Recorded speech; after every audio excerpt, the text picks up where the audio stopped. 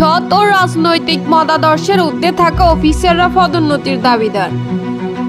সৎ, নীতিবান, পেশাদার, নেতৃত্বের গুণাবলী সম্পূর্ণ ও রাজনৈতিক মতাদর্শের ঊর্ধ্বে থাকা অফিসাররা উচ্চতর পদোন্নতির দাবিদার বলে মন্তব্য করেছেন অন্তর্বর্তী সরকারের প্রধান উপদেষ্টা ডক্টর মোহাম্মদ ইউনূস।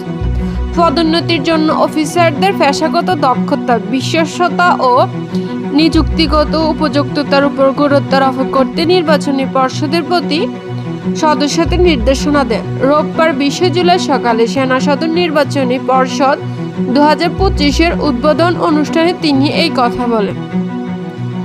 ডক্টর ইউনূস বলেন, দেশের স্বাধীনতা ও সার্বভৌমত্ব রক্ষায় বাংলাদেশ সেনাবাহিনীর দায়িত্ব পালনের পাশাপাশি অভ্যন্তরীণ শান্তি শৃঙ্খলা, স্থিতিশীলতা ও দুর্যোগ মোকাবেলা বেসামরিক প্রশাসনকে সহায়তার ক্ষেত্রে গুরুত্বপূর্ণ অবদান রাখছে।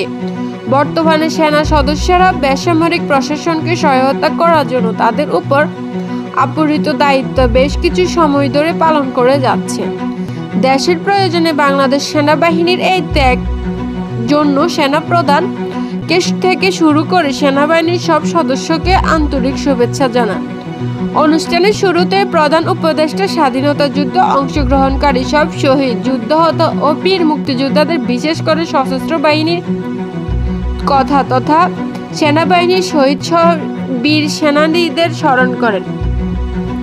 একই সঙ্গে তিনি শ্রদ্ধাভরে স্মরণ করেন 2024 সালের জুলাই গণহত্যার শহীদ ও আহত ছাত্রছাত্রীকে। সেনা সদর নির্বাচনী পর্ষদের উদ্বোধনী অনুষ্ঠানে সামরিক ও বেসামরিক ঊর্ধ্বতন কর্মকর্তারা উপস্থিত ছিলেন।